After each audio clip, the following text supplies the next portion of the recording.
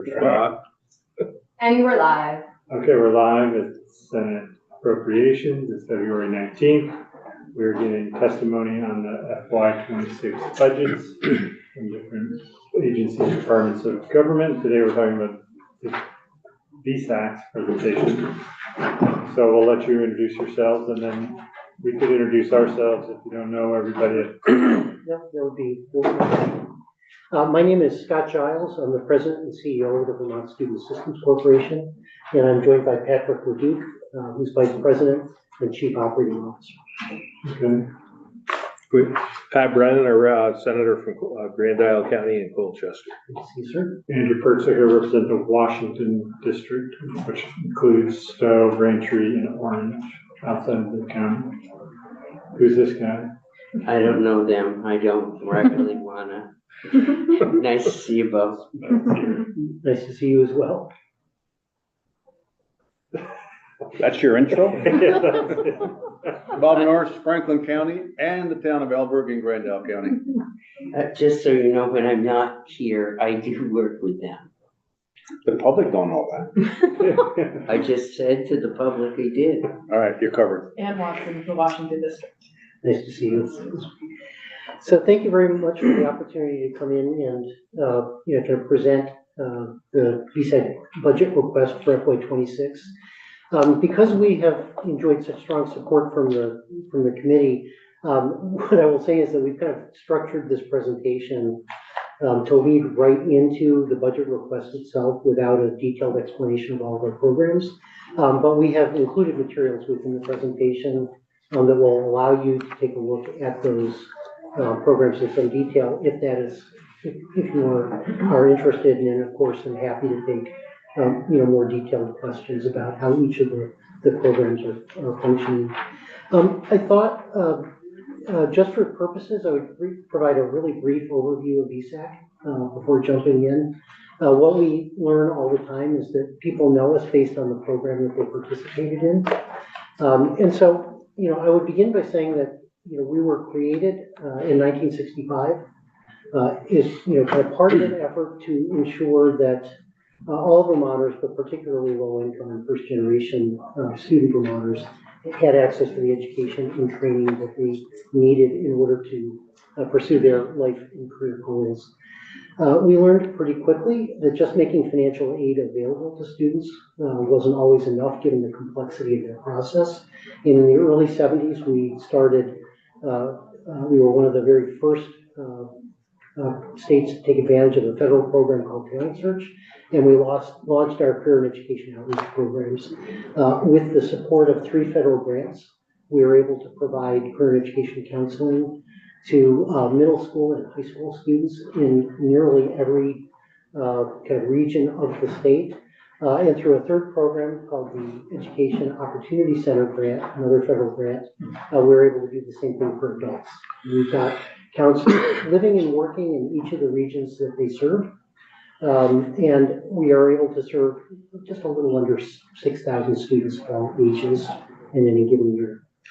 We administer the state grant program, which is the largest of the programs that the state funds, including the Vermont Emergency Micro Grant. We administered the 802 Opportunity Grant, which was something that was launched several years ago. I'll touch base a little bit on that as part of the budget request. But that was a program in which we were able to make CCV tuition fee-free for students coming from households earning $75,000 or less. That program has been extraordinarily successful at 2 levels, both in terms of increased enrollment, but even more importantly, in terms of student success. So we are seeing really, I want to say that the success is unanticipated, but it's been earlier than we expected in terms of student retention, student graduation, and for those students that are interested in using CCV as a gateway to a 4-year degree, higher transfer rates. We administer a growing list of interest-free workforce incentive programs. These are structured as forgivable loan programs. You could think of them as scholarships with work requirements attached to them, but we call them loans because if a student does not fulfill the work obligation, they're going to be expected to pay them back. So it's a loan for the student to do a workforce training? Yes. including like full apprenticeship programs, or just like take a short? So it could be kind of a broad range of things. It could be, we've got the Trades Forgivable Loan Program in which we support students that are interested in pursuing trades. We've got the Nursing Forgivable Loan Program that is probably the largest of these at this point, a little over 3.2 million. We have the Teacher Forgivable Loan Program that is kind of part of our continuation of that, as part of our budget request. And then we've got a series of others of them all structured the same way. Okay. We do also administer over 140 private and public scholarship programs. The way I like to describe this is that VSAC has an infrastructure for evaluating applications, assessing student financial need, and we have the ability to disperse funds directly to institutions for education and training programs. And so we, as a service to Vermonters, administer private scholarship programs. They can range anything in size from a Rotary Club that has got a small, $1,000 scholarship to the Curtis Fund, through which we will administer probably a little over $1.6 or $1.7 million worth of scholarships for traditional and adult students.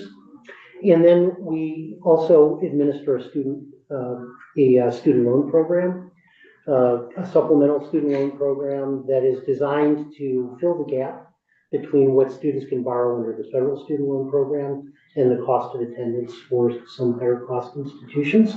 And in order to fund that, we are eligible to raise money in the bond market using tax-exempt financing. The interest that we can earn on a student loan is capped at 2% when we do that. Student loans is a popular topic to talk about right now. I'd be happy to share some insights on that later on if the committee is interested, or at another time. But I will say that VSAC and the other nonprofit and state instrumentalities are playing a critical role in really trying to disrupt the student loan market, both at the federal level and at the private level, something that we're proud of. But just as importantly, the revenue that we earn, that 2% that we're allowed to keep, we use to pay for the administration of all of our programs. We like the first one on the list. What? We like the first one on the list. Did I forget the 529? No, plan? you didn't, No, but we like the first one on the list. I normally say this, but clearly in this audience I don't need to. I used to call it one of our biggest private successes. This program is 15 years old now. 15 I think these are more with a than- 529? No, it's more than that. We took our first account in 1999. We have currently now, Vermonters are currently investing over it's actually over 700 million now.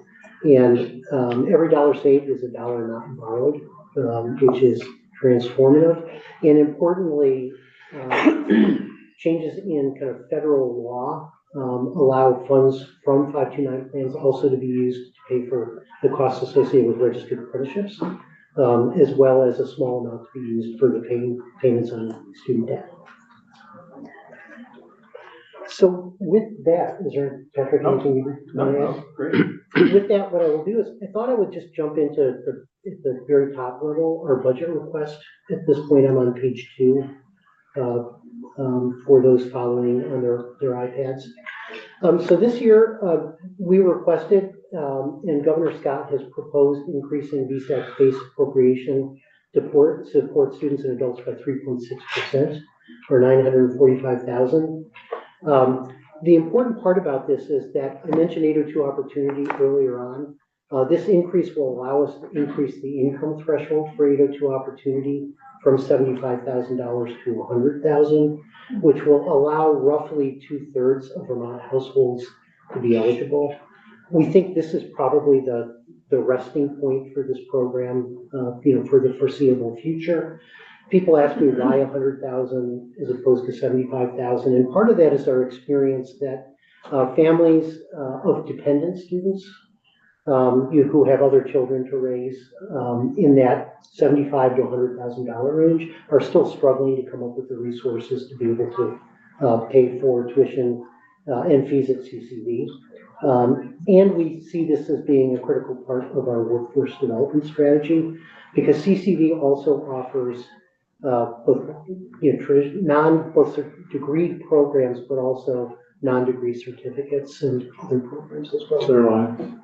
So I'm looking at the forgivable loan program for mental health counselors, and so and I know we've had some things related to that in the past. Can you remind me how that goes? Yes, this committee actually created that program with us, I think 2 years ago, the first year that we were able to award it. And we're highlighting this because this program, we've now fully expended the $1.5 million that was provided. We are seeing extraordinarily strong demand for the program, not to mention strong demand within the field for professionals. One of the particularly important aspects, and one of the things that makes this particular program unique, I think as you know, Sam, is that to become a licensed mental health counselor requires a master's degree. And so this is a very, very specific community. It's a community that we have a severe shortage of. So we've been talking to, Credible Retreat and, the designated agencies and all the folks that are looking to hire these professionals, and built up, I think, a nice pipeline with the mental health education programs within the state, and could use continuation of those. So these are all Vermont-based programs that they're attending and going to? From a practical perspective, they don't have to be, because the individuals that are taking this money in order to pursue their degrees are committing to come back to Vermont to actually work as a licensed clinical mental health counselor. So they can take the money anywhere, but there's a priority for Vermont institutions. Thank you. So as I mentioned, the governor proposed a 3.6% increase in our base. We are requesting, in addition, 3 additional items, one of which we just talked about, which is $1 million for the Vermont Mental Health Counselor Forgivable Loan Program. We are proposing the creation of a new Freedom and Unity Scholarship at the Vermont State University that is based off of the success that we had with 802 Opportunity. And I think that, what we believe this will do is serve 2 really, really core kind of purposes within the state of Vermont. One, everyone knows that we've got a workforce shortage in the state, and that we need every Vermonter to obtain all of the skills that we need them to have in order to fulfill those kind of high demand, high wage positions. Vermont State University is a key source of those kind of workers and employees. From an institutional perspective, there's another part as well. Well, before I jump to that, I should also mention that part of the context for this is that the critical occupations scholarships that this committee had funded in the past during the pandemic are now fully expended. So those funds no longer exist. I think we both the State University and VSAC view this as a successor program that would allow us to continue to meet Vermont's workforce needs. From an institutional perspective, we learned some really important lessons from 802 Opportunity. One was increased enrollment at CCV. During the pandemic, when we launched 802 Opportunity, enrollment at community colleges across the country went down by nearly 30%. CCV was one of the only ones in the country that actually saw enrollment growth during that period of time. The second thing, as I mentioned, that we are now seeing is increased retention on students that start, increased graduation rates, but importantly, particularly increased or improved performance from students that are low income and first generation from these programs, the group that has been most vulnerable. So we see this as having workforce development value for the state of Vermont, particularly given that we're losing critical occupations. But we also see it as being vitally important for the long-term health and stability of the Vermont State Colleges, particularly the Vermont State University. Enrollment is a challenge for them. Retention is a challenge. And this is a tool that we both believe will have a significant impact on their financial health.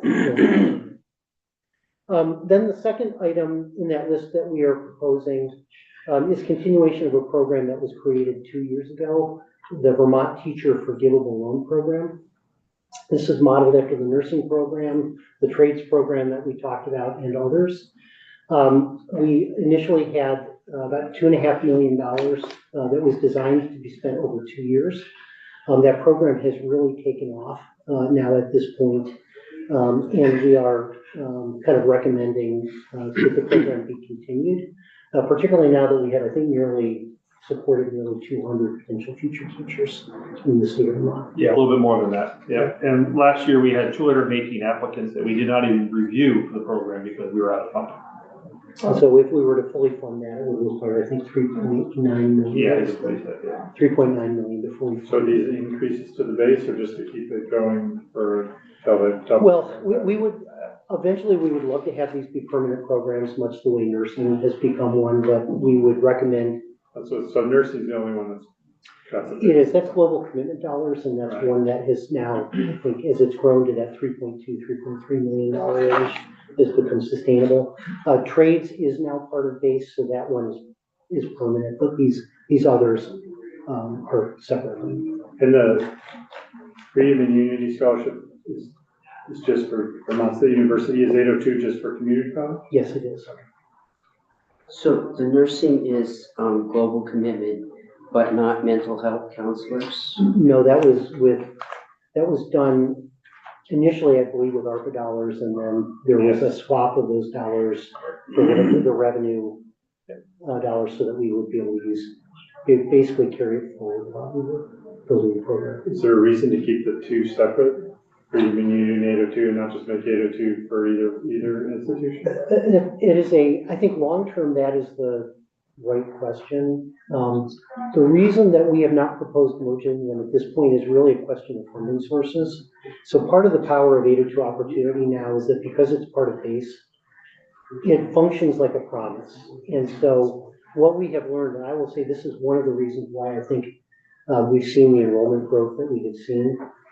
The message is so simple, and school counselors who oftentimes wrestle with the complexity of explaining financial aid and are also sometimes uncomfortable talking about family finances, Right.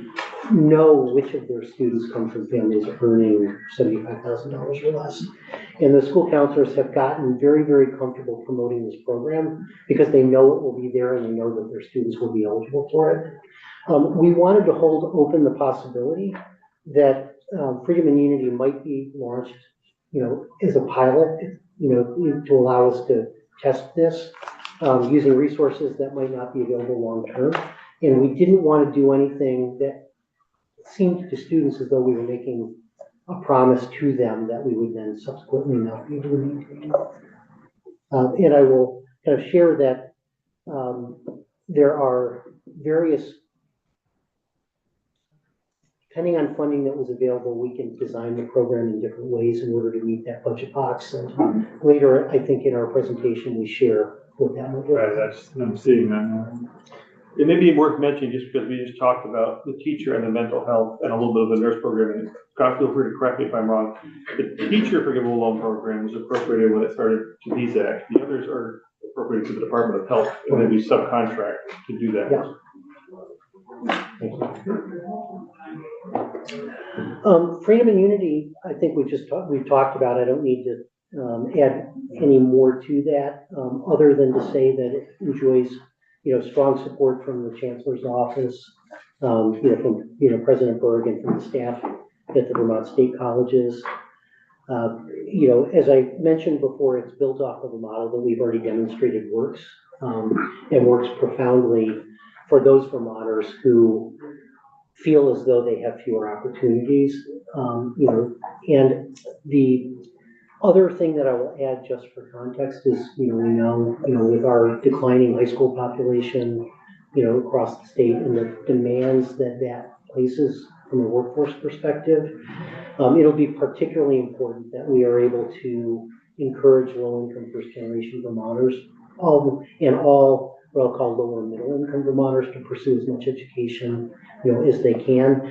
This program allows us to, what I'll call, de-risk that for them by giving them the opportunity to pursue their career interests and passions without the fears of debt and other things that have proven to be impediments. particularly for young people. On page 4, I will just briefly explain what this box does. Going back to your question about why we didn't merge this with 802 Opportunity, our expectation was that it may be possible if there's interest on the committee's part that we, are able to launch a pilot program, perhaps with, one-time money in order to test and prove, what we are doing. And so we've provided a range of options here, depending on the funds that might be available. The lowest priced option would be for students coming from families earning less than $50,000. And it would cover only those kind of what I'll call standard programs. Some people refer to them as the $10,000 tuition programs. What that excludes are programs like nursing and engineering and some of the technology programs that are higher cost. And this would also cover the online programs. And depending on what income threshold you might be interested in supporting and which range of programs, we can design a program that will work for that. Importantly, and this question came up in another context, why give this money to VSAC and not to the state university? One answer that I would offer is the reason that we are able to provide kind of the financial bang for the buck for these programs that we are, is that we are weaving together all of the other aid that we administer. So the state grant, the federal Pell Grant program, and our other programs, and have this money be the last dollar in, so that we're making sure that students that take advantage of this are taking advantage of all of the other money that's kind of fully appropriate. Teachers, I'll just touch kind of, really briefly on teachers. Vermont has 10% fewer teachers than it did pre-pandemic. The reduction is second highest in the nation. And AOE reports that the highest proportions of teachers on emergency and provisional licenses are in rural schools, which is the vast majority of our schools. The program is structured like our other forgivable loan programs. It is you are eligible for a scholarship amount up to in-school tuition at UVM at any institution in exchange for a commitment to come back and work in Vermont as a teacher, as a licensed teacher. And the only thing that I intended to kind of show here is that students are coming from virtually, kind of all of the major institutions within the state of Vermont, and much like 802 Opportunity. And this, I think, is important from a teacher recruitment perspective. We're seeing students from all across the state, and that's going to be particularly important as we talk about recruiting teachers to some of our rural communities.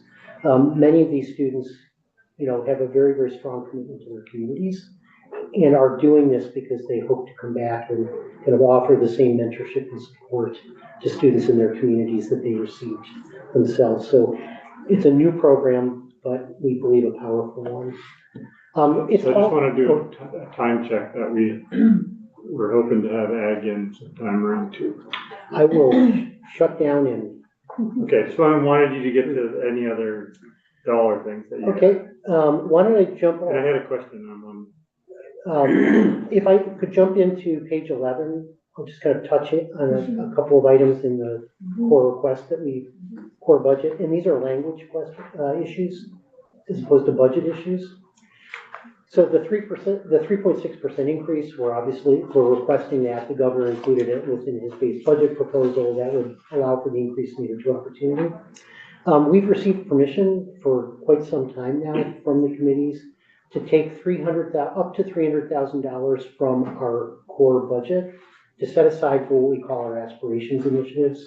These are projects where we are working with high schools around the state that have particularly wide post-secondary education going gaps between first and second generation students. And we work with them to design a strategy, a locally designed school-based strategy for closing that gap. The program is very successful, and our goal is to work with a school for 3 to 4 years, have them have a self-sustaining program, and then we move on to the next one. That's not new money, that's simply language authorizing it. We do administer the Flexible Pathways stipend. This is for students participating in dual enrollment who are free and reduced lunch eligible. The cost of books and sometimes travel is an impediment to participating. We are requesting, again, the same level funding from last year. And then VSAC has the authority, but we have not drawn the authority to charge up to 7% of our kind of base appropriation for the administration of our programs. This is authority that will allow us to run these programs in the future if we need to. We've not needed to draw it. We've been able to rely on low program kind of resources. But and we'll ask if the language be continued, but I'll say that given all the uncertainty at the federal level, it's not clear that we won't need to draw some of that, given our kind of impact there. And then we've listed other programs for you that in this list that we are administering on other parties. Given the time commitments, I'll just stop here. I know the committee members are familiar with it. We've talked about nursing and others, but let me take any questions you I might had a have. question on the pathways. You wrote a chart, I don't know, it's like 20 or something, that showed some unfunded students. Is that in some years you didn't have enough funding, so you couldn't, those students just didn't get? That's correct. Slide 23, it might be on page 24. It's on page 23 of the slide. Oh, So like in fiscal year 16 Way through ahead. 19, I'm not sure which, that one, yeah. okay, this one right here. Oh, yes, in those years, in those years, I ran out of money. We ran out of And so the appropriation must have gone up because there's more and more people students doing flexible pathways, but. yeah, that is correct. And based on what we're seeing now, we believe that we have, level funding will be sufficient to provide. So Brennan, then, You mentioned, I'm looking at the teacher forgivable loan incentive. Is there, unless I missed it, is there something like that for nursing? Did you say? Yes, there is. Separate It's a to separate this program. program? Yes, about $3.3 million each year. I'm gonna get, we do have a slide in here I'll find it. later on that, Slide 27. 27. Is same requirements? yes. And I will say that is why, in part because of the existence of that program, that if we were to decide to do Freedom and Unity, one of the programs that wouldn't be eligible for this under the lower cost versions of that might be something like nursing. Right. But we're also already offering a program that at least provides some support to significant, I think this past year, over 100 nursing students at PTSU. Senator Watson? Thank you. With the slide, it's slide 24, but perhaps, yes, That one? no, the graph. Thinking about the dual enrollment in early college, Yeah. flexible pathway.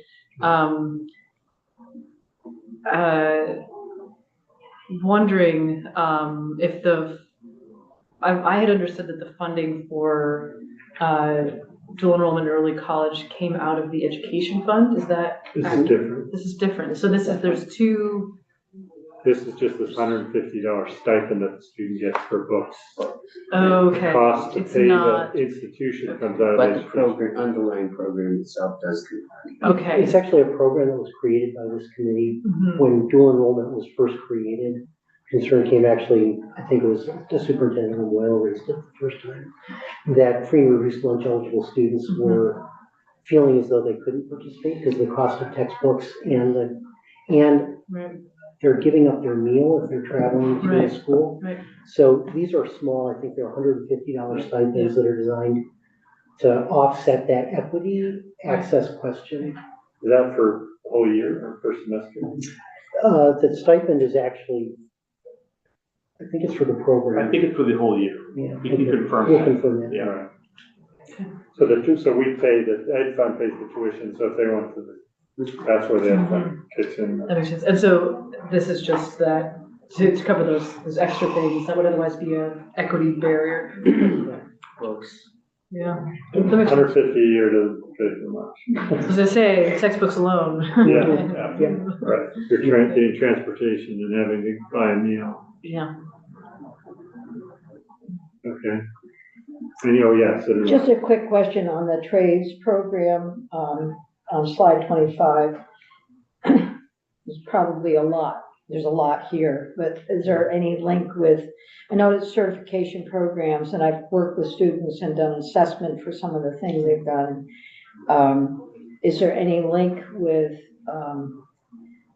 a CCV degree? Do they have, or do they, is it totally separate from any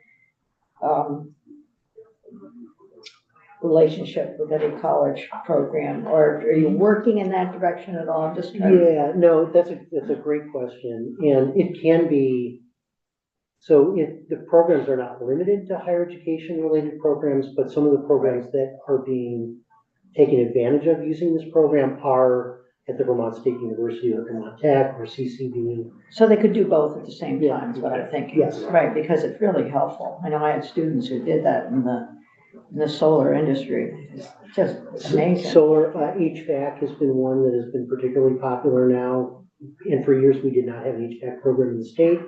Lineman school is another one where there's not a program here, there's one in Georgia that's expensive.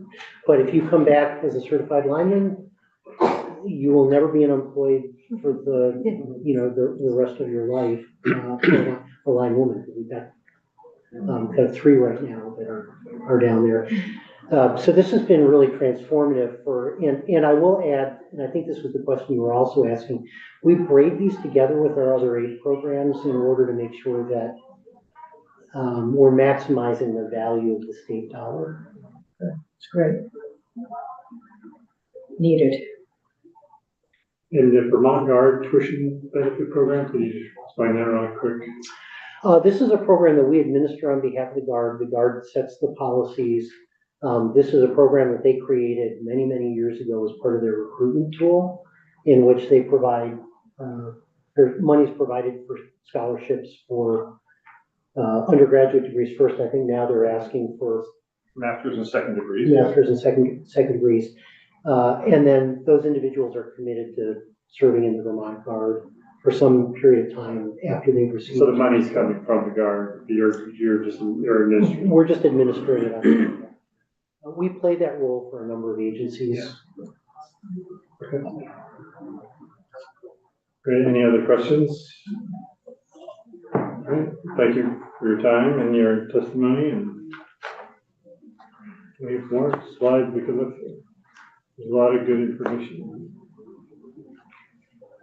Well, thank you very much for, kind of for the time to present our budget. Obviously, if you've got other questions, please let us know. If there were more time, I would close with kind of a short story, but I'll just say that the work that you do, the work that you support, really does transform lives in incredibly powerful and profound ways. So thank you. Yeah, I assume if the education committee ever gets away from talking about education reform, but have some time to have you in, because I know when I was on education, it was always very interesting to get the full report, and as far as the budget, we would look to them about recommendations, so. We've had the opportunity to go in and speak to them, and they've asked us for some additional information to support their request and recommendation to you. Okay, great, thanks. Thank you. All right. Thank you.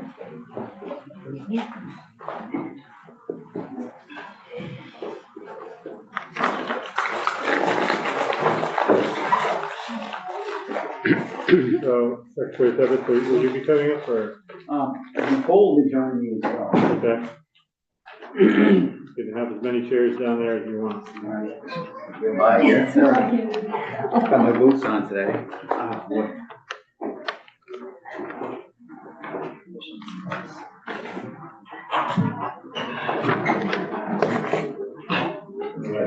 Before noon. We got somebody with better handwriting. It's wonderful. Yeah. I think we're the only committee room that has a chalkboard. It's wonderful. We got both going on. We got this, Yeah. we got this. Yeah. It's pretty cool. And a corkboard. Yes, But we kept our ag painting. that's wonderful. Yeah. Yeah. Well, it's nice to hear from VSAC. I wouldn't have gone to school without VSAC's help. So both myself and my parents. And so that was back in the 80s, of course, but without them, I wouldn't have gone to school. So.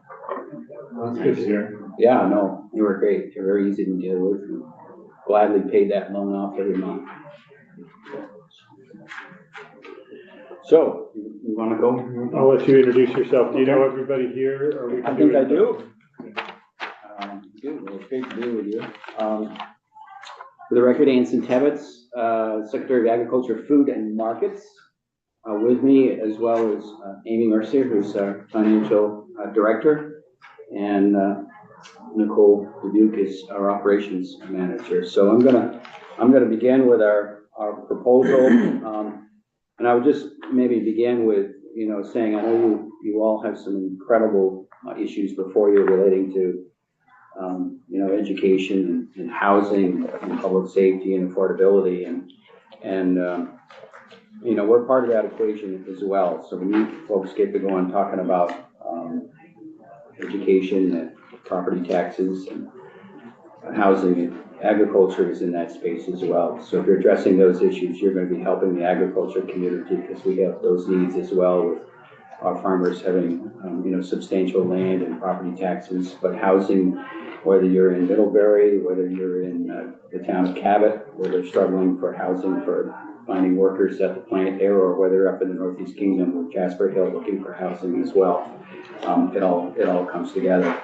I thought I'd begin with just our mission statement as a reminder of what we're all about at the Agency of Ag. And our mission is to facilitate, support, and encourage the growth and viability of agriculture while protecting the working landscape, human health, animal health, plant health, consumers, and the environment. So we have a pretty big mission before us, but it impacts everyone's lives every day. A couple of the highlights. Our proposed budget is $947 increase over our current spending plan. We have 6 exempt positions and 144 classified positions. So we're pretty stable with that. We're not coming to you with any asks for new positions. We have been blessed the last few years of getting some new positions to help us with some of our mission. So this year we are not coming before you with any new asks as far as positions at the agency. And at this point, I'm going to turn it over to Nicole, and we're going to talk about the 6 appropriations that we have, and she'll take it from there and go into some of the details of our proposal. Sure. So for the record, Nicole Dubuque, Agency of Agriculture, Chief Operating Officer. So the agency is comprised of 6 appropriations. We have 6 divisions. We have the administration division, which is where our business office is. We have food safety and consumer protection. We'll get into all of the sections within there. Agricultural development, public health and agricultural resource management, Vermont Agricultural and Environmental Laboratory, that's our lab in Randolph, then agricultural and water quality. So I'm going to back up for a second. We've been adding this new slide this year around flow of funds. Thought it might be helpful for anyone who hasn't been introduced to our budget before. So as Secretary Tebbets showed you the pie chart initially, 21% of our base budget is general fund. It's appropriated each year, typically with a modest increase that covers internal services, benefits, and other expenditures. As you've probably heard in this committee from other agencies, there's increases in retirement and healthcare and all of that. Federal funds, it's 40% of our base budget, so we have a pretty hefty dependence on federal funds. The agency receives funds from multiple federal agencies to complete work locally that expands their bandwidth. So our federal funds come from USDA, FDA, and EPA. An example I typically give of how our federal funds flow is our meat inspection. So USDA reimburses us for work that we do inspecting federally granted USDA plants here, our meat inspection folks do. Are you going to talk at all in the presentation about federal funds, not that where you are counting on them might not come? Is that part of your presentation, or we just don't know enough to present them? So these are not like extra grants or one-time appropriations for disaster relief. This is like a straight reimbursement for, food safety. Yeah, and I think we can say we're not sure. We don't have a lot of programs that could be at risk, we think. But, you know, anything is possible in this world now. So we're kind of like, but as far as right now, these are like main operational reimbursements, and those seem to be going okay. You guys don't do the NCRS? No, I heard they were getting. yeah, that's a USDA program, and some of the word is some of those employees may be at risk, and I don't know about the money that goes with them, but we are partners with them, and we work with them on projects. They have some engineers that, you know, we build nurse systems with them, so our Farmers team. get money from them. Exactly, so I think that's there's some anxiety over whether some of the work that may have been started and whether they're going to be reimbursed or not. So but that doesn't flow through your agency. It does not. No, sorry, it doesn't flow through us directly, but I think where It has an effect. it certainly has an effect, and we testified to this morning on Capitol Bill, as far as water quality grants is, we, access matching funds in the way of the farmer has to pay at least 10% of the project, then we have state dollars that goes towards the project, and then NCRS comes in and matches, with federal funds, so that like match is what's at risk. Special funds is 35% of our base budget, so we're charged with collecting a variety of fees for licensure and registration. The revenue received from the fees is used as part of our base budget and support staff and operations. So the example I give here is pesticide registration fees, which are used to support pesticide enforcement and lab work. And then we have interdepartmental transfer funds, which is 4% of our base budget, and that's funding that's transferred from another agency or department to assist with their work. So an example here is Department of Labor would transfer money to us through an MOU for farm worker housing inspections. And then here's another breakdown of what I just went through of the 21% general fund, but kind of outlining for you that it's 12.7 million. Special funds is 35%, that's 21 million. 40% federal funds, 23.9 million, and the interdepartmental transfer funds is 2.2 million. So the area of change by fund category over fiscal year 25 is a net increase of 8% total. We had an increase in general fund by 5%, 2.8% in special funds, 12.2% in federal funds, which we'll talk about in more detail, and 38.9% in interdepartmental transfer, which we will also address in this presentation. So I won't go through this line by line, but this is kind of what I started with of our areas of increases.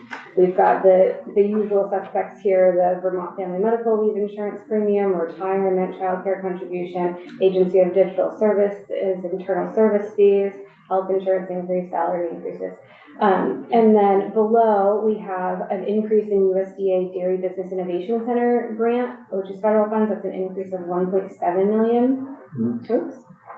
And then we have $450,000 increase in Lake Champlain Basin Program grants, and that's an interdepartmental transfer fund through the Department of Environmental Conservation.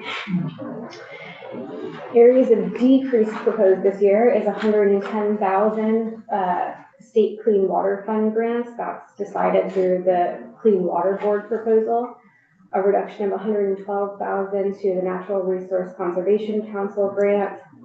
This is part of their kind of base administration budget. It doesn't impact the grants that they get separately, which is about 7 million. And then a decrease of 113,969, which is a decrease in fee for space. BGS has decreased the amount that we have to pay for fee for space, specifically at our lab in Randolph, and then also at the Big E in Springfield, Massachusetts.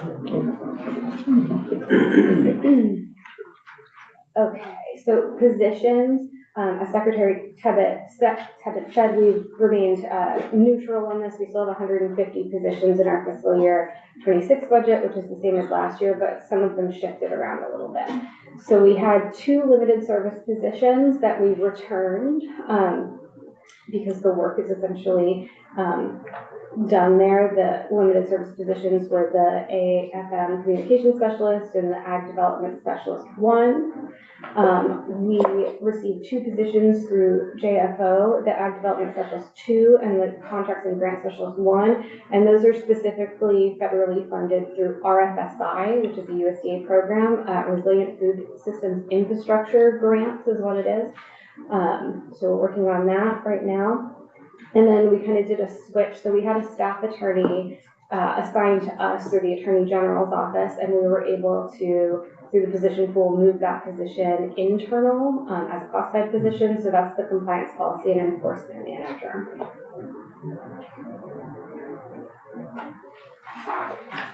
Here's some just high profile budget items. We've got the farm stipend, 110,000, farm to plate, 235,000, Natural Resource Conservation Council at 500,000, which is the decrease down from 612,000, farm to school at 500,000, 875, local food grants at 30,000, and working lands at $1 million. So all except MRCC are level funded here. Is that fair? That's what the county fairs? The fair. Does that come through?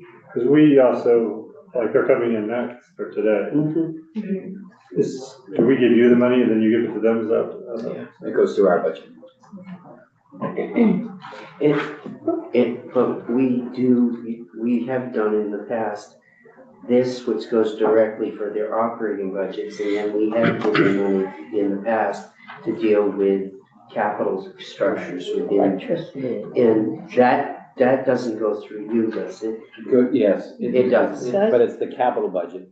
Yeah. So there's capital improvements that say they want to put in a new bandstand, Yep. so they can apply, and there's a pot of money and they apply to us for a grant. And then this is, the stipend is sort of the operational, helping with insurance and that kind of thing.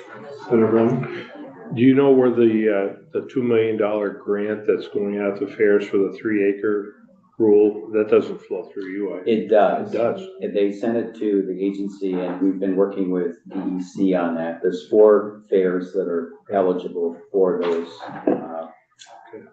It's Essex, Orleans, Rutland, and Addison are eligible for helping reduce the cost of the 3-acre rule. And we're working our way through that process now. That's equal shares. It depends on I think it depends on the project, because some may not need the full. It's kind of, we're thinking it's about 500,000 each. It's kind of looking that way. Yeah. But when the bills come in, I think there's a process to figure that out. Senator Weston? Rutland was the one that was most in danger. How are they doing, do you know? I think there's some anxiety over that, and we've been having conversations with on the 3-acre rule. I mean, we're talking, I think, well over $1 million to do some of the improvements to comply with the 3-acre rule. So there's some really significant investments, and we've heard from the mayor and Agency of Natural Resources is communicating with them through that, because it's essentially it's their project and their rule and whatever, but the money came through. I think the reason it came to us is because we handle affairs with grants, so that's why we were called into it. But the implication of the rule and how it all works, that's an Agency of Natural Resources discussion.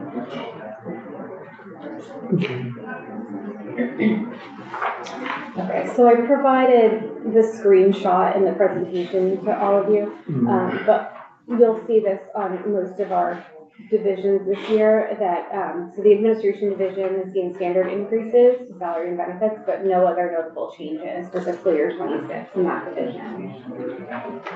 Then we move on to food safety, consumer protection, which this is dairy, meat inspection, weights and measures, our produce program, maple, animal health.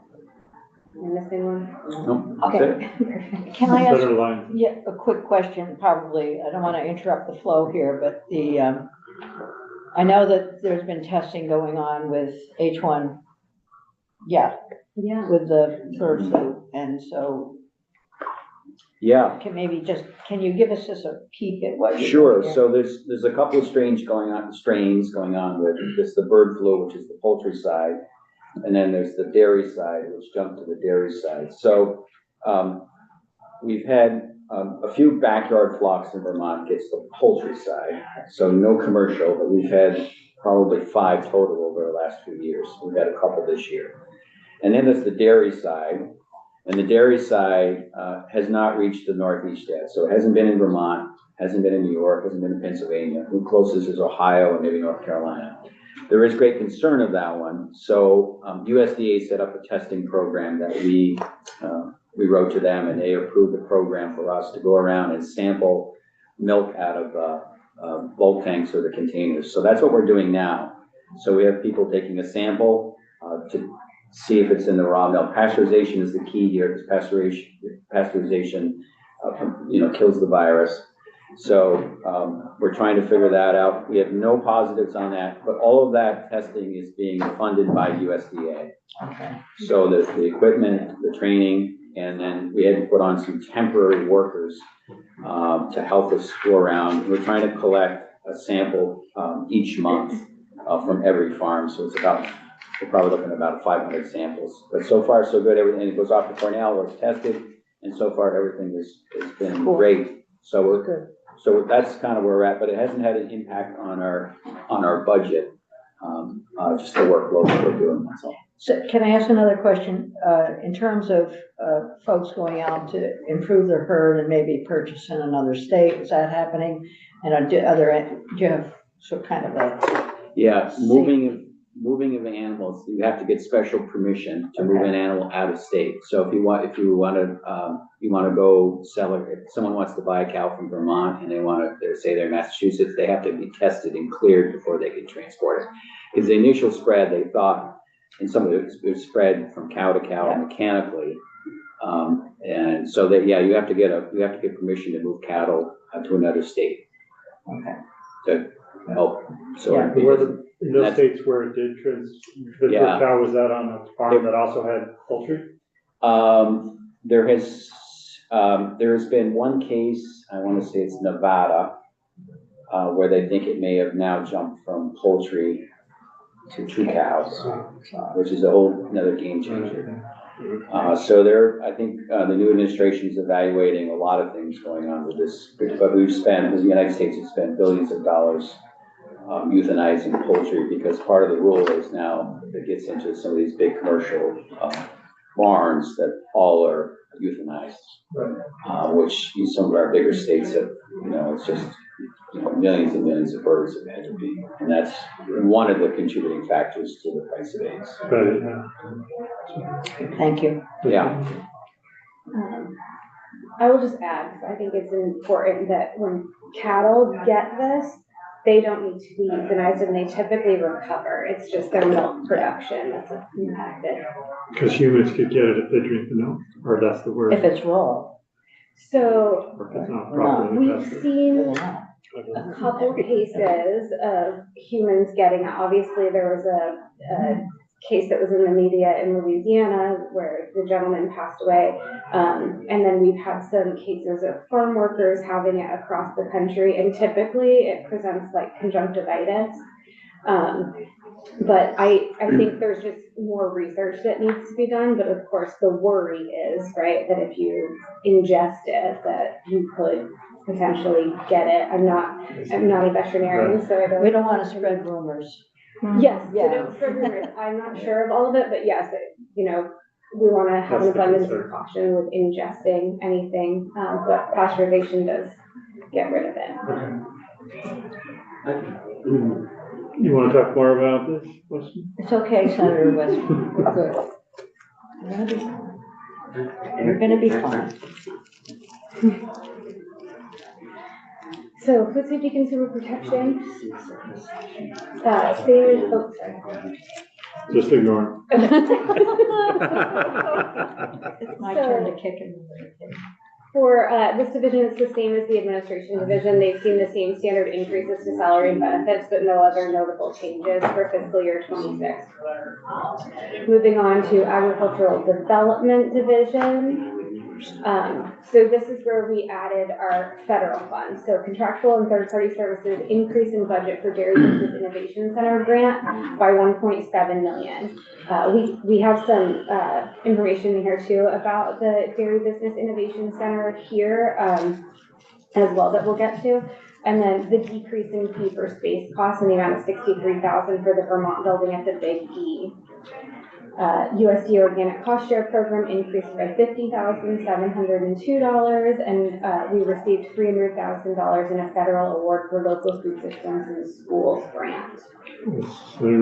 So we're not gonna have a presence at the Big E, or what's that saying? Oh, so the building still exists. Okay. It's there. We actually still have capital funding we're working on to continue to work on some of the issues with the building because it's aging.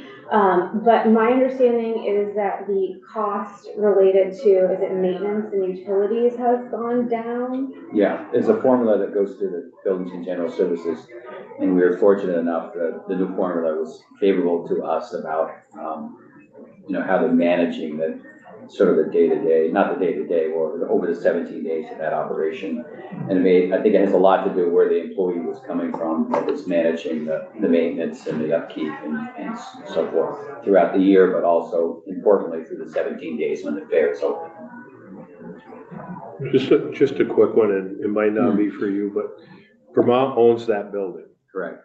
We lease the land, or do we own the land? I believe we own the land. It's like a little embassy. We own a piece of Massachusetts. Little Vatican. So A you, little the bit Big of E. Vermont in Massachusetts. that's right, that's a And it has many good thing layers. or a bad thing, but. There's many layers to running it because you've got liquor licenses from the town, and then you've got state health from Massachusetts, and then Vermont on top of that. So it can get a little complicated, but it seems to work.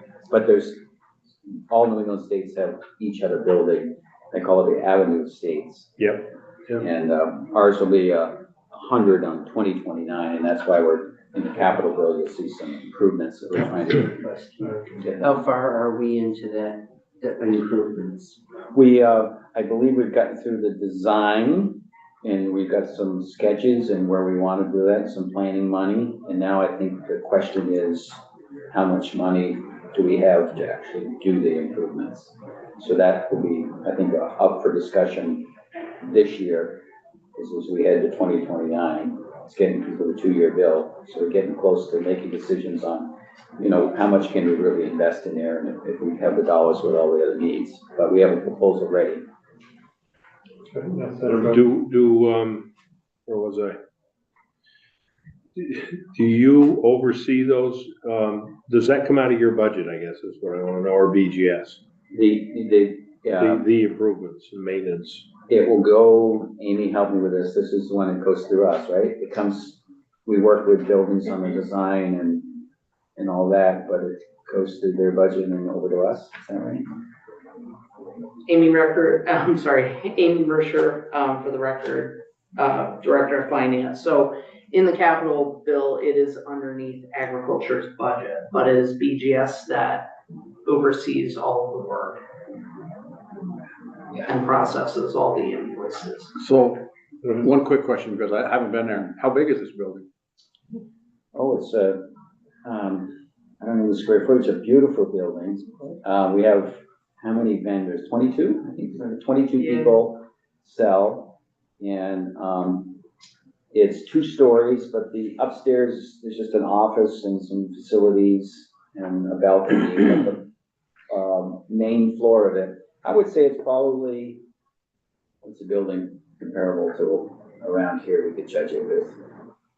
It's a pretty tight quarters when we get 22 businesses in there selling and, the flow of it. And, we'll get 100,000 people going through the building a day, on a good day. Can we find pictures on the agricultural? Yes.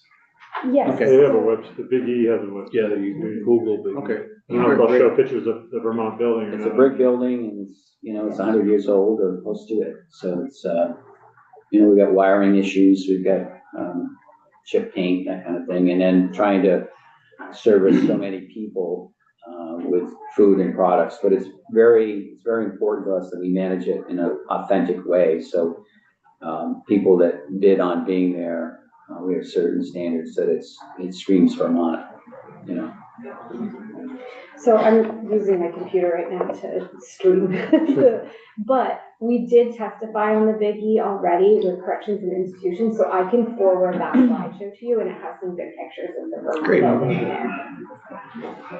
You have to go and visit it, Yeah. Senator. Since September, Well, Wow. the Yeah. secretary should Vermont. invite us. Yeah, Well- we should have you down. It's, Always Vermont Day is the middle Saturday of the fair. And it's a nice special day. There's be some special programming with Vermont musicians come down. And, it's just a nice day. And it's usually the highest attendance, that day, but depending on the weather. Great.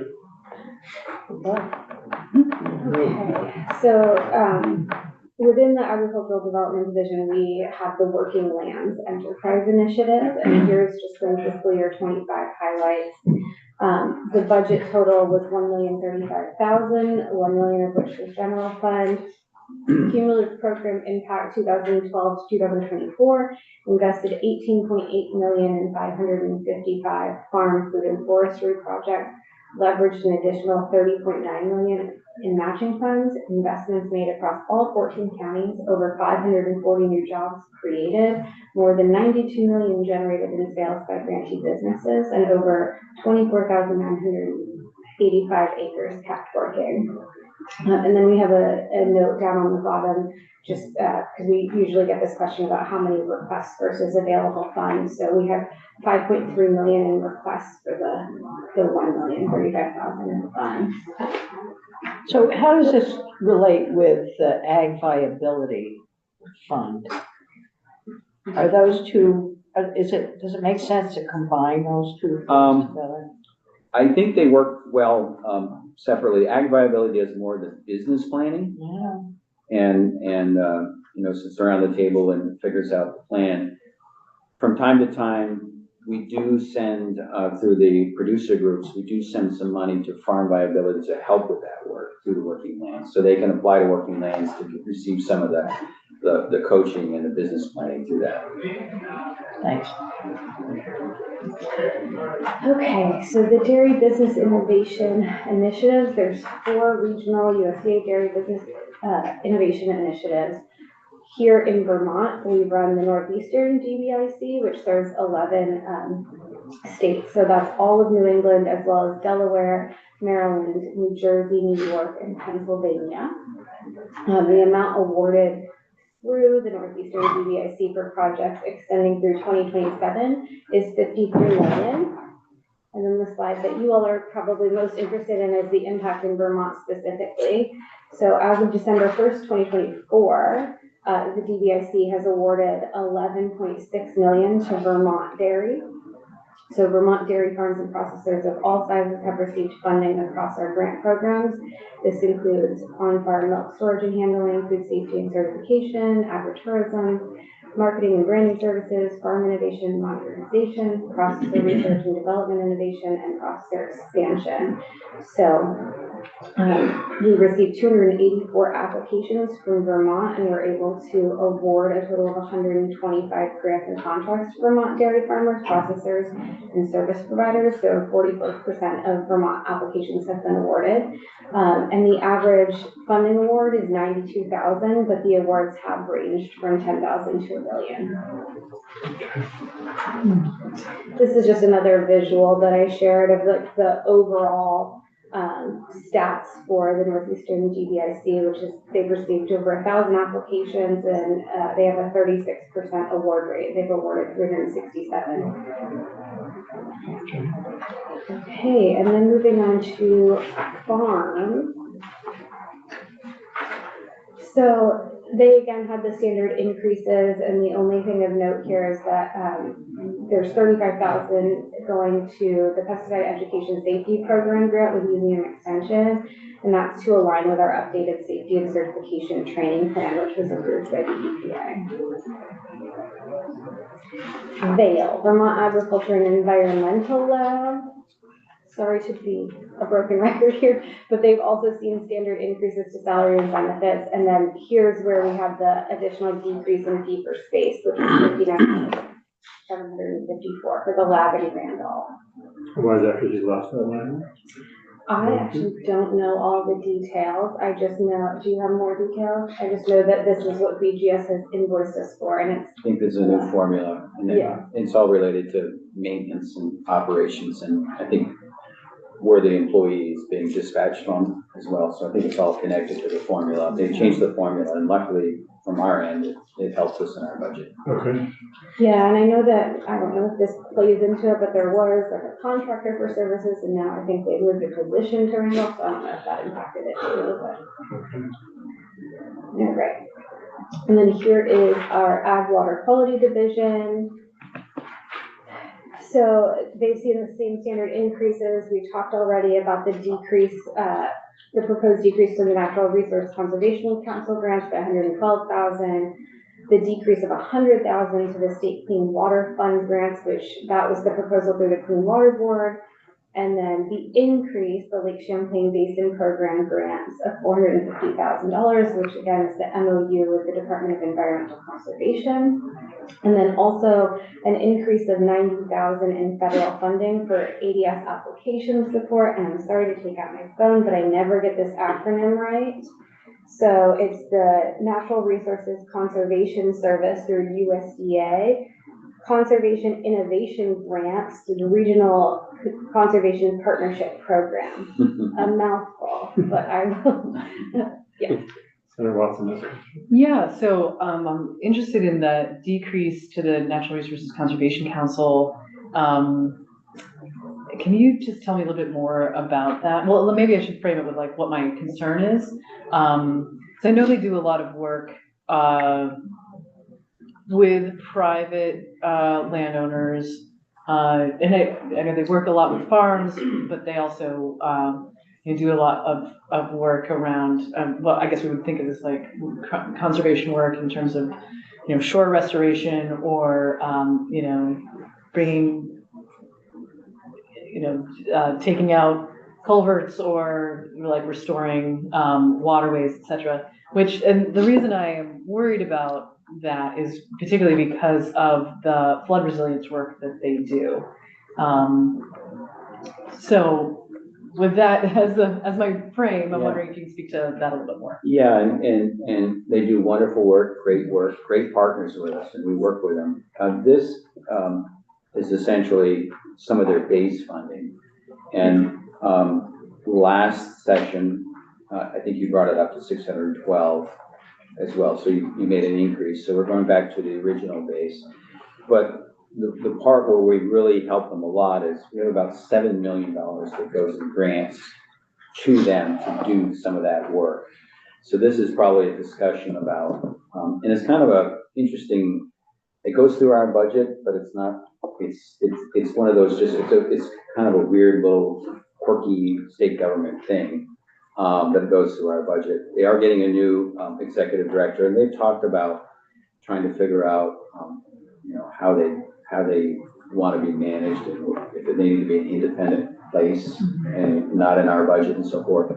But totally agree with you. They're doing a tremendous amount of work, but this is, we just figured that sending them sort of big grant money is better, and it doesn't impact our budget as much. Mm-hmm. So that's where we're at. Yeah, it's interesting because I feel like there is this trade-off between having grant money available to do the work, but then if they're having to skim something off the top of that every time so that they can do the administrative piece of that. Anyway, there's some trade-off there, which I think is interesting. And I had also wondered, this is probably not a conversation really for right now, but had wondered about where this money lived too, because it does feel like it is a shared, mission between, does it belong in ag, does it belong in Agency of Natural Resources, and it seems like it could. Or an independent. So I'm glad you brought that up. Independent structure, and I think they're trying to re-envision the whole structure, Mm-hmm. and I don't know how long they are, but they're about to announce, or they have announced a new executive director that's gonna probably help with that process, but yeah, it's just. I would just say, Senator Starr would be happy that you asked that question. Oh. The second, because he was always on top of that. Okay. and I haven't seen anything in it, and she reminded me, thinking of Senator Starr. We paid the premiums for insurance for milk producers for a number of years now, and it guards against the fluctuation of price, and I certainly don't understand it as well as Senator Starr did, and I haven't heard that mentioned. Do we plan on doing that? Where is that? It's not in our budget, but I believe there are some funds that are left over in the carry forward because not all farmers applied for that.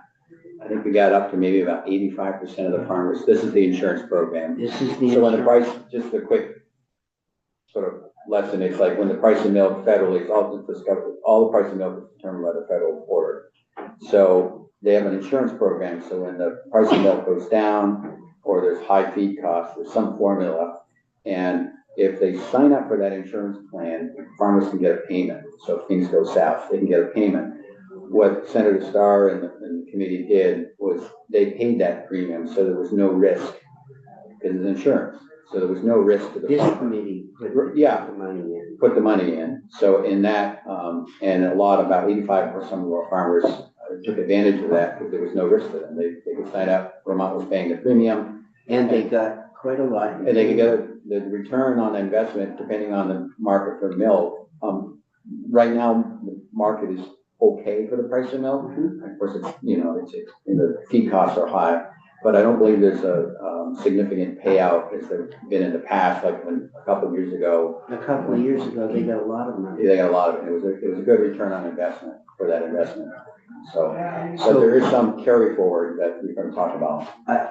I don't know whose budget it is, but it would be interesting to see what the carry forward and where we are in that, because from my memory, our farmers got a lot of money for very little. That's correct. And can I ask, did you not put it in because of budget restraints, or did you not put it in because you think the price of milk is stable enough that we don't need it? I think the reason was we did not have any one-time money that we thought we could use for that program. And I think it would be good for us to have how much are the premium payments for the insurance and the balance. Sure. And we can do the research on what the payments would be, and I think enrollment started about a month ago, so we still got time. And how, no, you can't remember how much the payments were last? Oh, the payment to the farmers? No, the payment for the insurance. I think it varies on the size of the farm, so the number. Yeah, but we paid the premium. It was well over 2 million. It was like 2.3 million. I think we invested in that. It was significant. That was the payout. No, that was what the premium. I think we did the premiums. What was it? I think it was over. A few years ago. I think it was over 2 million. I think it was. We can get the exact. It would be helpful if we had those Sure, numbers. we can get those for you, but I think it was significant. But that was the era where we had that one-time money, where there was some one-time money with the It economy. would be helpful if we just had the numbers. Sure. How much, what? And we need to wrap this presentation. You don't have to go through all the performance, I saw you saw all those slides, but. Okay, so let's just jump to carry forward, which I can generalize, and then you can let me know if you have a specific question. So these are our carry forward funds. So we have 50,000 approved for the pay act, and then in the agricultural development division, we have 1.66 million, which is divided out into multiple programs, and all of these funds are obligated and executed agreements. So that's where we're at with that. And then in farm, public health and agricultural resource management, we have 407,000, and that is funds that we hold on to in case there's a public health hazard. So if we find that mosquitoes are tested, at a higher rate for EEE, and we have to do like aerial spraying, that's what that money is held for. Agricultural clean water, so water quality. This is the same story as Ag Dev. in that we have a combination of 417,000 for the clean water money, and then we have the water quality fund at 9.7 million. All of those funds are obligated in executed agreements that are like longer term, large projects. Then in the one-time appropriations, this is the same story. Most of these funds are already obligated. The ecosystem services, we are working on making sure that all of those are in executed agreements, but we believe that the $585,000 is. And then the EV charger inspections, the 49,000 would be for a level 3 charger. And then continued on here. That's just to do the work on developing the testing for those chargers, right? No, it's actually for the equipment. Oh, for the equipment, the testing equipment. There's one other of note here. It was here we go. That's what we were just talking about, is the Dairy Risk Management Assistance Program. That's what we're talking about. So there are a number of farms remaining eligible to apply for the funds under this program. We've reached out to them several times. We still have $39,000 there that they could apply for. So that was rapid fire, sorry. But, and then that's our application. I feel like this is the second time I've been through this.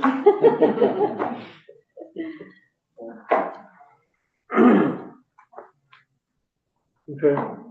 Good. Well, Does it make sense? Yeah, thanks for the time. And, Oh, you have a question? I do. Yeah, that's fine. And forgive me if this is too premature a question, but just thinking about the need to do something on the EPA's letter around changing the jurisdiction from ag to A&R around farm stormwater stuff. At this point, you all are not anticipating any reduction of staff in ag for with that shift. that's correct. In Secretary Moore, and we've been working with Secretary Moore, we do have a bill that will address that we've all come together on. We think will address the needs of EPA. My understanding, she's seeking sponsors. So, Okay. I was gonna say it's not out yet. It's not out. It doesn't have a bill number yet. Yes. Okay. So she's seeking sponsors with that, and I do believe it won't be in our budget, but I think there will be a budget impact for A&R that's attached to the budget process, where they'll need to maybe add some staff to comply with what EPA is doing under the Clean Water Act. Okay. I think I've got that right. Yep. Great. It's good to know. Thank you. Yeah. Well, thanks for your time. Thank you very much. We'll be in Best of luck. contact if we have any questions. Thank you. We'll see you at the Big E. Yeah, we gotta get you down. It's a great little place. Appropriations field trip. Yeah. Okay, we're gonna have to try to get the fares in here for quick. You're up. You're up. How are you? And then we'll take a quick break before Department of Public Service. Okay. I was. You do.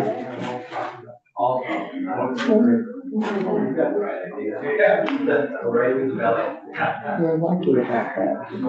Come on in. We're lucky about this. Yeah, so far. Boy, Welcome. That's all we need is something else to do about. that would be horrible. You can sit there for this presentation. It's okay. You guys. Reserved for affairs. That's what they're reserved for. Thank you. Oh, Oh. That's why we have the fares in oh here. my goodness. Thank you. Awesome.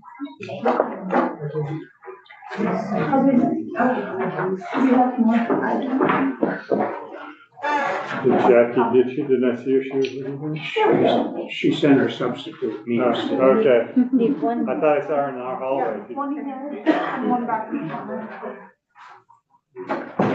That's the big cheese, you don't want to forget him.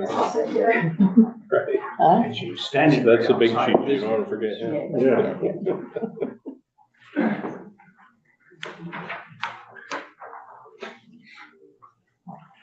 Thank you.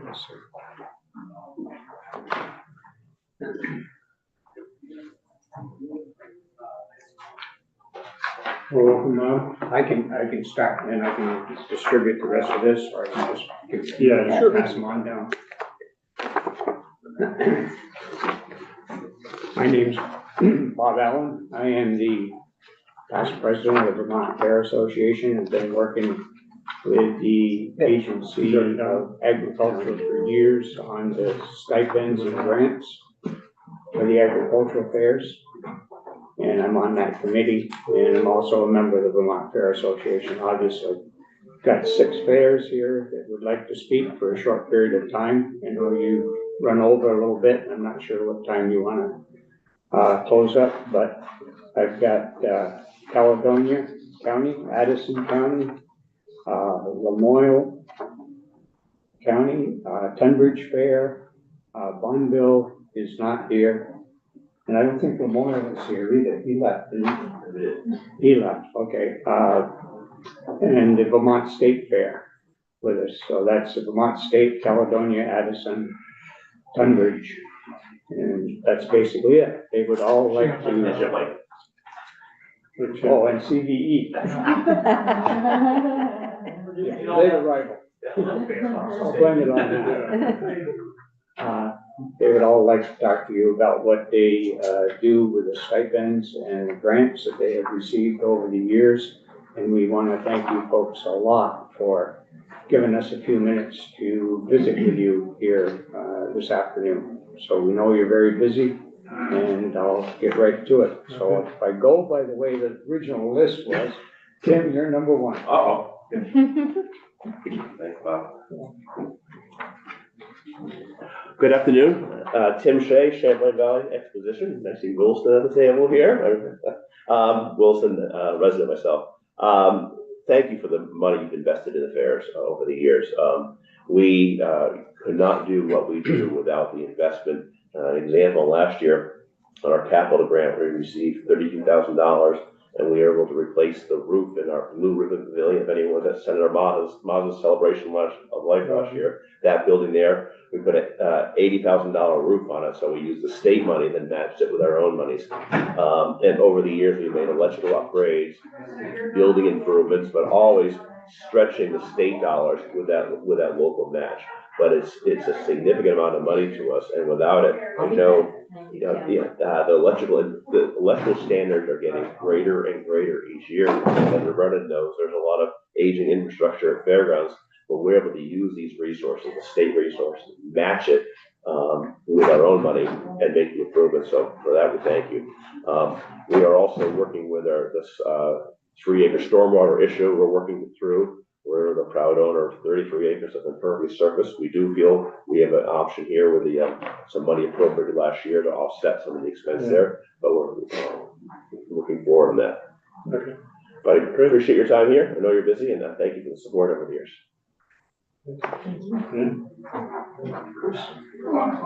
Okay. Good afternoon, Chris Vance. I'm with Caledonia County Fair. We've been going for 182 years. We were asked to kind of say that earlier, so I think it's important. I want to echo the importance of the capital grant funding that we get, wherever that came from. It's a genius concept. I can tell you it's extremely helpful, and it's the main reason that I think that the state fairs are doing as well as they are. I will tell you, in 1995, when an arsonist burnt down our grandstand, the fair was bankrupt. We didn't have any money at all, and if it wasn't for the grace of the state helping us secure a loan, we most likely would not be in operation today. But due to that and the continued grant funding that we get each year, I will tell you that it really is important. As most of you know, the fair business is not for the faint of heart. It really is made up of volunteers that most of us do it because, we went to the fair as kids and enjoyed it and, had a passion for, that activity. But, fairs will either grow or they'll die. And that grant money just causes a lot of us, all of us, to every year really dig in and think about what is it that we want to do to our grounds? What needs improvement? What do we need to upgrade so that we're continuing to provide a place for the community? We've shared a little bit today. Caledonia County had significant flooding last year. We had 2 devastating floods. I will tell you that a group called Team Rubicon, which was a large 70, 80 people that had no place to set up to house their staff and to feed their staff. They were directed to contact the fair. They did. And we provided them our facilities at no charge, not just once, but twice because of the second flooding. And then our board of directors last year voted to donate all proceeds to our opening day, which was Wednesday. $25,000 was given to a local charity that gave 100% of proceeds to the local community. Those things don't happen, without, the luxury of, continuing to improve. And because of us continuing to improve the facilities, I will tell you that we have a robust group of volunteers. There's 26 directors on our fair board, and we have countless other volunteers that show up every month to participate. And a lot of it, or all of it, I believe, just has to do with pride that we take. I would tell you that Caledonia County Fair by far is the nicest looking fair in the state. So if anybody wants to put me to the test, I'm willing to take on all comers. So thank you very much. Thank you. Good afternoon. My name is Ken Barton from the Addison County Fair and Fair Days. Pretty much the same comments from before me. The fair business, that the gates alone really cannot support everything that we need to do. We also have income from winter storage, and we have this seed money from you people to get us going. As in the capital grants, we usually spend 2 to 3 times more than the grant amount, but without the grant, we wouldn't get it off the ground. Some examples, after the wet year of 23, we spent a lot of money on stones and culverts and roads in 24, and this year we're planning to go in house, which will replace a tent, which will save a tent expense over the future years. And any new building, as we build buildings, they're open for winter storage. So I won't say any more unless there's any questions. That's good. Thank you. Thank you. Who's next? Okay. I'm Nancy Howe from the Tunbridge World's Fair, and I echo. World famous. Yes, the original World's Fair. We are 153 years old. We count the fairs that we have had. Our big project for the last couple of years has been upgrading our electrical systems, and this is the 3rd year. We're in our 3rd phase, which is another big transformer panel. We ordered the transformer about 11 months ago, and it finally arrived. So we're going to be doing that as soon as the ground is ready. That completes the electrical upgrades in our main fairgrounds, and I think we'll then be moving on to some potable water on the other side. Does that allow you, the vendors, that upgraded electrical service changes the vendors? Yes. People were selling certain onion products. Well, and it also helps, we have a full summer schedule of events, everything from the Sheep and Wool Festival in October back to the Jenny Book Festival in June, the Vermont and Green Mountain and Vermont Woodstock dog shows in July. We were able to get the ox teamsters, and the ox teamsters are coming back to Vermont this year, in Tunbridge. So All of that means bigger trailers, bigger campers, and bigger electricity, so that's what we've done. And do you guys all apply to the agency back for these grants, or do you get allotted like a pro rata share? Well, we apply, but it basically comes out divided equally among all of us. The Fairgrounds in Tunbridge, we're a town of about 1,100 people. At fair time, for the last 20, 25 years, we've been in the 30 to 32,000 paid attendance, along with all of the people that take the run fair. And that's a really big jolt economically for a small community. Yeah. The rest of the season, the fairgrounds acts as our town park. You've learned to ride a bicycle there if you lived in Tunbridge, and certainly if you weren't a farm kid, you would learn how to drive on the fairgrounds. Right. That's what the racetrack's for. And so it's used by our library, by our sports teams, by everybody and everybody. We've shown the various John O'Brien Vermont movies on the back of our grandstand as a community event many times. Great. So it's an integral part of our community, and we are able to keep it in the good shape it's in because of the funding we receive from the state of Vermont. Good to hear. Thank you. Thank you.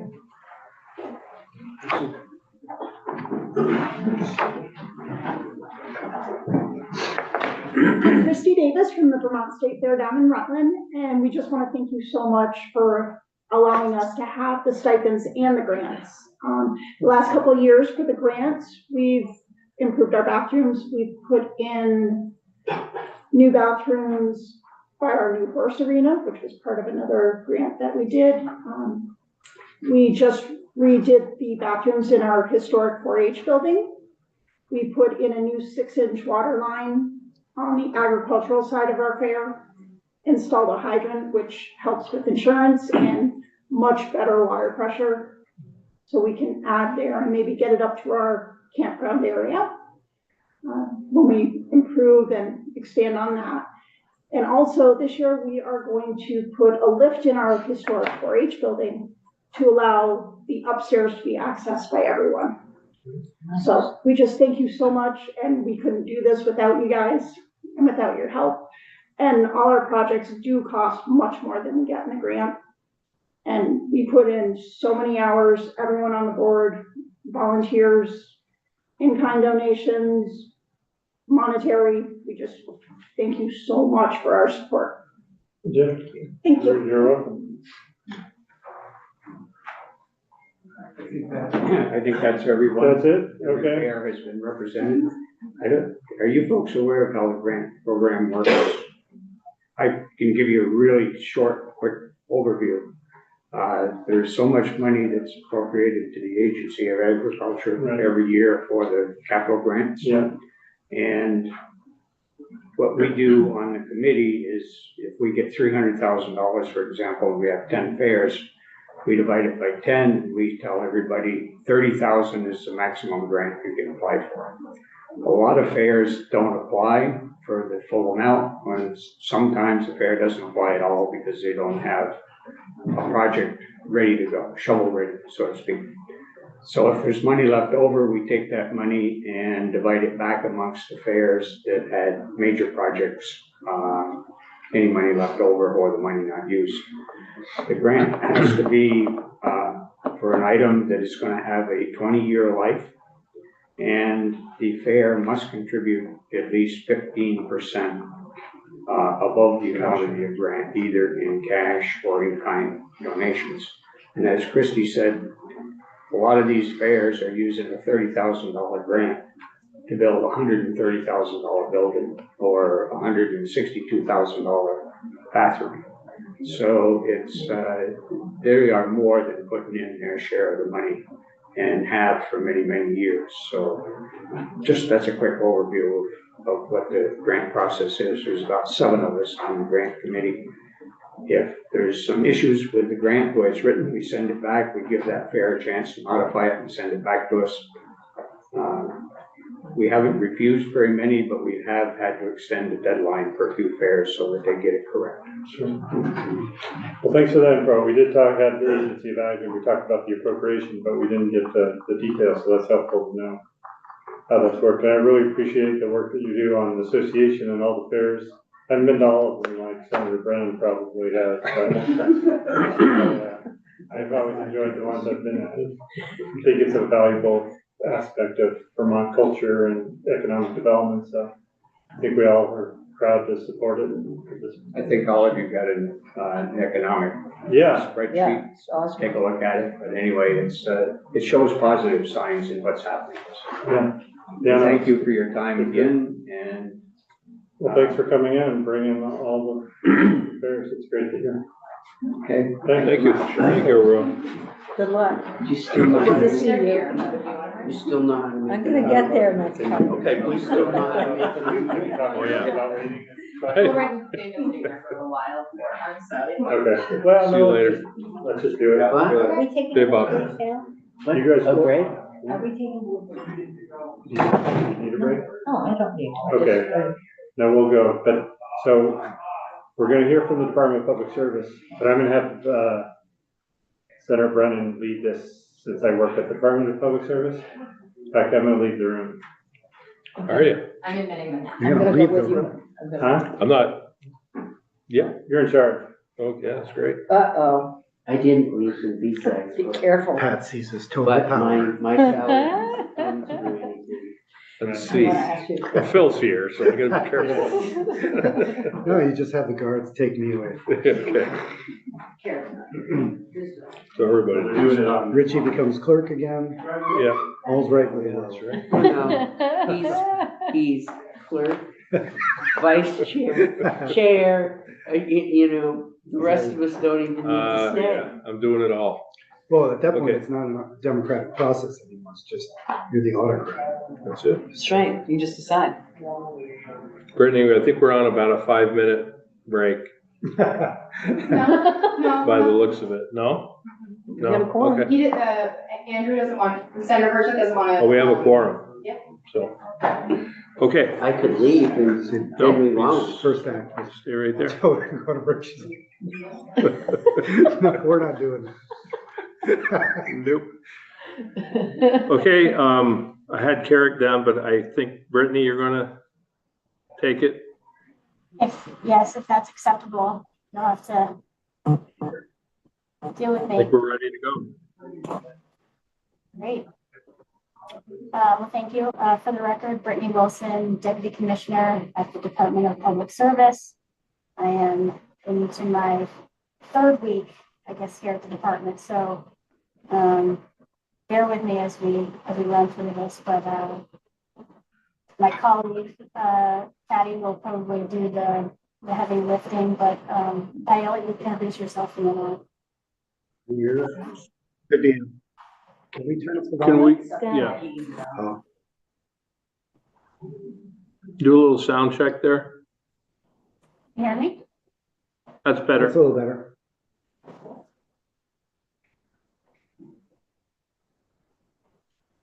Let's see if I can change the speaker here. Is this any better? Oh, yeah. Yes, it is. Much better. All right. Okay, so Patty, would you introduce yourself and then I'll run through a few things. Yes, my name is Patty LaRose. I am the financial manager here at the Department of Public Service. Great. Thank you. So I think, did you all receive our PowerPoint presentation with the? Yes. Great. All right. Instead of running, we thought we'd run through each individual 76 slides. I'm just kidding. I'm not going to run through these at all. Please feel free to take a look. If you have any questions specifically around anything here, reach out to Patty or I, and we'll be happy to get you further details and information. If you are glancing at the PowerPoint, though, we have listed, our mission, our org chart, some of our division highlights. We have 8 divisions. And again, instead of going into any of the details here, take a look and let us know if you have questions on anything.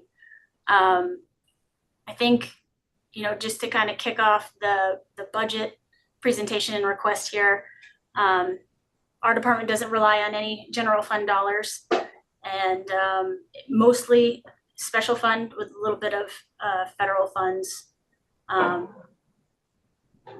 And so that makes us fairly unique. There's only a few other departments, I think, that are in a similar situation.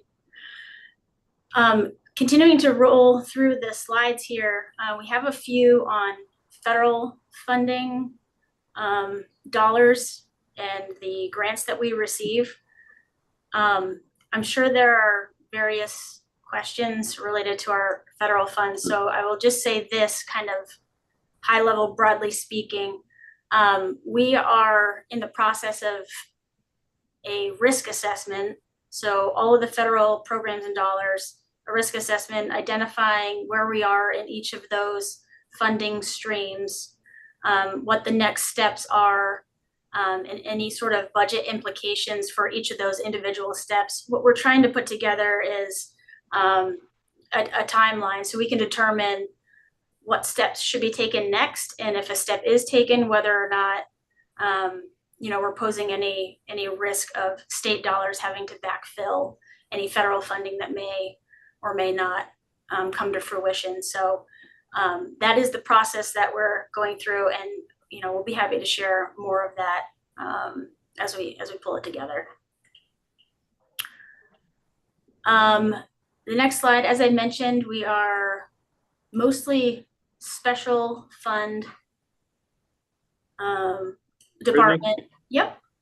Could you let us know what slide you're on, what number, what page number you're on when you're going through this, if you have them? Slide 14 is where I am now. As I mentioned, we are mostly special funds, nearly 80% coming from the gross receipts tax, 16% federal dollars, 5% interdepartmental. Slide 15, that just breaks down the special funds. Again, you'll see there the gross receipts tax is a majority of that. Slide 16, that's just another summary of the individual funds, the actual dollar amounts that make up the special fund budget. Slide 17, these are federal dollars that are reoccurring and are treated somewhat like base. Generally speaking, we feel like these are fairly safe federal dollars coming in. They're small amounts, mostly staffing related to these dollars.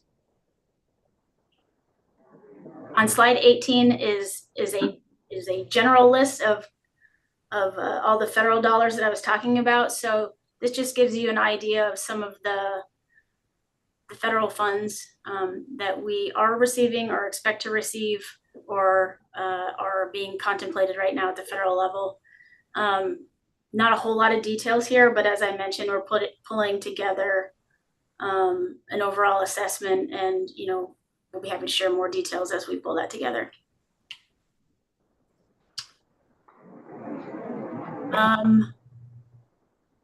I am going to turn it over to Patty to talk about the ups and downs in our 26 budget request, and you'll find that on page 21. Thank you. So starting right off on slide 21, you can start by our special funds are our largest portion, and we have the normal salary ups, salary and wages, health, retirement, and other benefits. Our vacancy savings number increased. New this year, we have Brittany. We have a deputy commissioner. We have one temporary employee. And then our contractual line actually went down this year in our special fund. and that is to more align our spending or our budget with our spending. Questions on any of that? Pardon me? Yes, for questions. I'm looking around the table. I don't see any. And now on to slide 22, which is the operating costs. So again, you start with the normal ups of the internal service fees. Then we have a EPSD upgrade. That is it's a database, case management database that we use in conjunction with the Public Service Commission or Public Utility Commission upstairs. Other miscellaneous ADS costs went down. The increase in the leveraging of our indirect cost rate, and then just other operating expenses. So our total special fund request is 12.1 million, but our total all-in budget request is 15.4. Questions? No? Okay. No questions, I guess. Okay. The rest of the slides, starting with slide 23, are the detail reports that are spit out by the budgeting software by Vantage.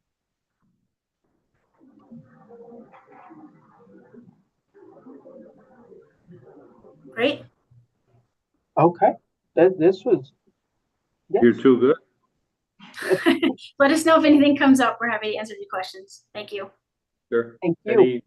We let them go? No questions? No? That was simple. Yeah, that was simple. Thank you. Thank you. Appreciate it. Thank you. Bye-bye. So So, Mr. Vice Chair, would you like us to go off of live? I think for now, until we